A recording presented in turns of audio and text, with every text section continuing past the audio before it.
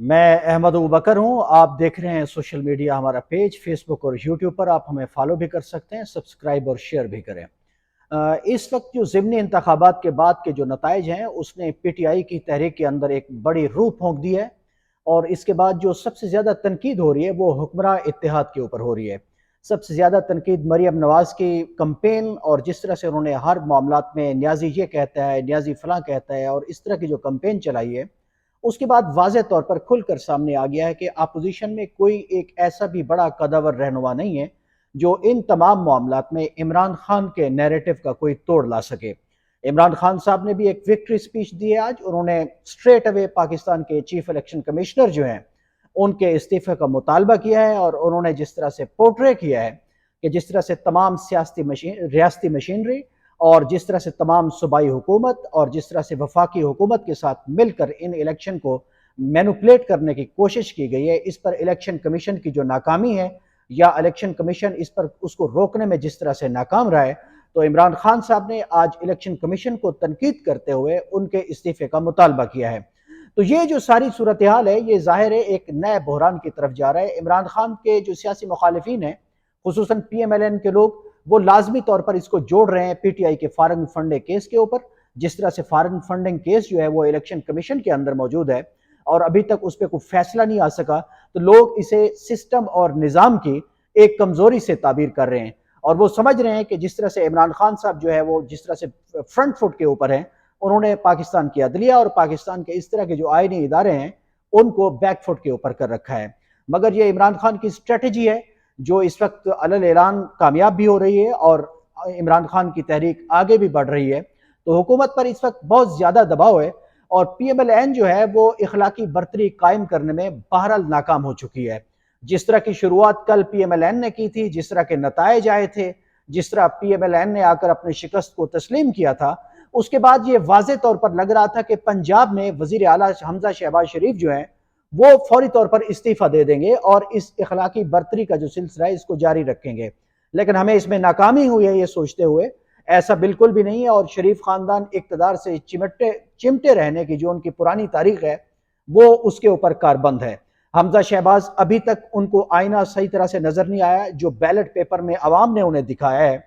तो इस वक्त वो अवाम की जो एक राय है या जो बैलेट पेपर का जो रास्ता है उसके सामने वो अब एक दीवार बन चुके हैं। उनको लाजमी तौर पर मुस्ताफी हो जाना चाहिए था, एक इखलाकी बर्तरी कायम करनी चाहिए थी, मगर लगता यही है कि वो 22 तारीख को इस मुकाबले में आएंगे और उसके बाद नाकामी के बाद पंजाब की वजारत आला के संघासन से उतरेंगे। वफाक में उनके वालिद जो हुकूमत कर रहे हैं हमजा शहबाज शरीफ साहब, उन पर भी बड़ी सख्त तनकीद है। PMLN के अपने हल्कों से तनकीद हो रही है। पाकिस्तान में जर्नलिस्ट और ओपिनियन मेकर उन पर तनकीद कर रहे हैं कि जिस तरह के हालात में उन्होंने अदम एतमाद के जरिए इक़्तिदार में आने का फैसला किया है वो यकसर जो है वो नाकामी से दो चार हो चुका है। मुल्क में इन्फ्लेशन जो है वो 40% से ऊपर है इस वक्त, कोई तोड़ नहीं है हुकूमत के पास उसका। हुकूमत पिछले कई हफ्तों से IMF से नए स्टाफ लेवल मुआहदे की भीख मांगती रही है और हुक्मरान दबे लफ्जों में कहते रहे कि हम तो तमाम शराइत पूरी कर चुके हैं, लेकिन IMF है कि वो पीछे हटने को तैयार नहीं है। तो ये जो सारी सूरत हाल है, ये जो नाकामी हुक्मरान इत्तेहाद ने अपने गले से लगाई है, तो इसमें वाज़े तौर पर खुलकर सामने आ गया है कि सियासी पुख्तगी जो इन तजर्बाकारों में हमें नजर आती थी या जो पोर्ट्रे किया जाता था वो एक वाहमा था। वो एक इस तरह की एक मतलब आप कह लें कि वो एक लोगों की गलत फहमी थी। इसमें कोई तजर्बाकारी नहीं है, इसमें कोई मामला फहमी नहीं है। इन्होंने जिस तरह से इमरान खान की हुकूमत को आकर क्राइसिस की पंड को अपने सर के ऊपर उठाया है, ये जो बोझ इन्होंने, ये जो बुरी कारकर्दगी का टोकरा सर पे उठाया है, तो ये उसको मजीद उठाने में और उसको ठिकाने लगाने में ये हुकूमत नाकाम हो चुकी है। तो PMLN जो है वो भी बज़ाहिर यही दिखाई दे रहा है कि वफाक में इस नाकामी के बाद भी वो अपनी हुकूमत को कंटिन्यू करना चाहते हैं। तो मियाँ शहबाज शरीफ साहब जो हैं वो जब पहली दफ़ा वज़ीर आज़म बनने के बाद अपने लाओ लश्कर के साथ जिस तरह लंदन में गए थे, तो मियाँ नवाज शरीफ साहब ने उनसे मुकालमा किया था और कहा था कि अब आप जीत चुके हैं, अब आप वज़ीर आज़म बन चुके हैं, आपने शेरवानी भी पहन ली है, तो अब आप पहल कीजिए और नए इंतखाबात के लिए सदर ममलिकत को एडवाइस कर दें। लेकिन शहबाज शरीफ ने उनसे खुलकर कहा था कि मैं बहुत सारे लोगों से मुआहदे में हूं और इस वक्त मैं असम्बली तोड़ने की पोजीशन में नहीं हूं। तो मियाँ नवाज शरीफ साहब ने उस पर जो है वो اچھے تاثر کا اظہار نہیں کیا تھا، اور انہوں نے کہا تھا کہ ٹھیک ہے پھر تو دیکھ لے میاں شہباز. تو میاں شہباز شریف صاحب نے انہیں کہا تھا کہ میں آپ کو بعد میں بتاؤں گا کہ میرے اصل مسائل اور مجبوریاں کیا ہیں. تو اس وقت پیپلز پارٹی کی جو سینٹرل ایگزیکٹو کمیٹی ہے اس نے بھی فیصلہ کیا ہے کہ ہم اس عوامی یہ جو مخالفت کا جو ایک ریلا چلا ہے بیلٹ باکس کے ذریعے،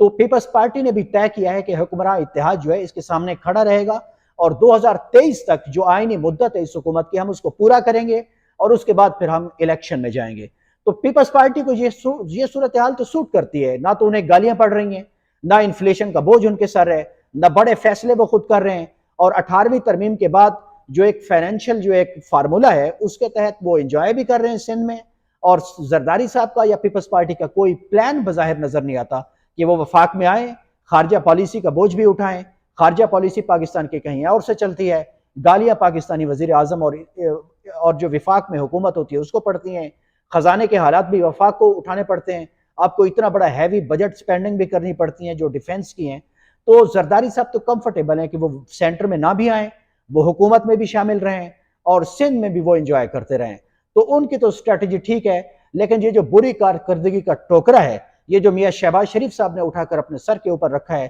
تو پی ایم ایل این جو ہے اس کا جو ایک گڈ گورننس کا ایک ریکارڈ تھا وہ اس سے داغدار ہو گیا ہے. لیکن اب لگ یہی رہا ہے کہ میاں نواز شریف صاحب جو ہیں وہ اس ساری صورتحال کو بھانپ چکے ہیں، ان کی صاحبزادی کو بھی اس کا ادراک ہے. میاں جاوید لطیف جو ہیں انہی کے کیمپ کے ہیں، جس طرح سے انہوں نے آ کے پریس کانفرنس کی ہے، انہوں نے بتایا کہ ہمیں کہا جاتا تھا کہ اگر آپ نے آ کر اس صورتحال کو سنبھالا نہ دیا، ووٹ آف نو کانفیڈنس آپ نے نہ موو کیا، عمران کو نہ ہٹایا، تو پاکستان میں جو اعلیٰ ترین تعیناتی ہے اس پر وہ ناپسندیدہ شخصیت آ جائیں گی جس کو